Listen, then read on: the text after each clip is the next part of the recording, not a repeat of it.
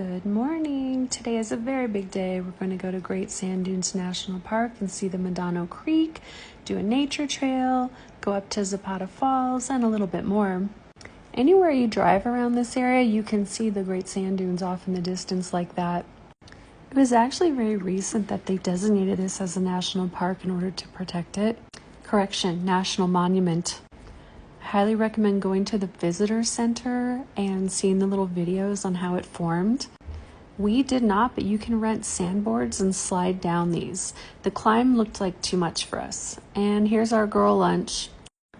There was plenty of parking, and I really appreciate this dramatic entrance with the big reveal at the end. We came on a Wednesday, so we did not have to wait, but we did see signs saying there were long waits on the weekends. Being from Florida and now living in a landlocked state, I will not pass up a destination with a water feature.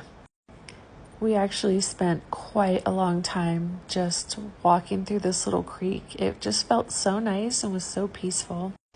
Someone was telling us you could follow it all the way back up to the mountain from whence it came. I'm also not a gatekeeper, so if you have any questions about any of these destinations, hit me up. I think anyone gets to enjoy these spaces as long as they're respectful. I see a lot of comments on social media saying that we're full when people are wanting to move to Colorado. And I've seen other posts where they won't share the location information.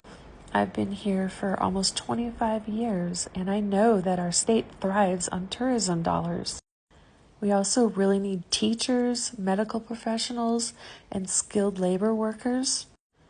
Next up, we went to the Montville Nature Trail, which is an aspen-lined, very shaded, pretty easy walk. It starts to turn into a hike at the end after you leave the aspen grove. I bet this place is stunning in the fall when the leaves are changing. Speaking of fall in Colorado, I was living in Denver for at least 5 years before I ever ventured up into the mountains and started going to the fall leaf peeping with everyone. That really did change my lifestyle here in Colorado and pretty much forever. And now we're going to hike up to Zapata Falls. This hike was very rocky and mostly uphill, but it was totally worth it. We realized pretty quickly that we did not have the right shoes and the water was really cold, so we didn't go up into that canyon into the waterfalls. Look how clear that water is. We did find out the original dam wasn't too far away, so we did a little side quest.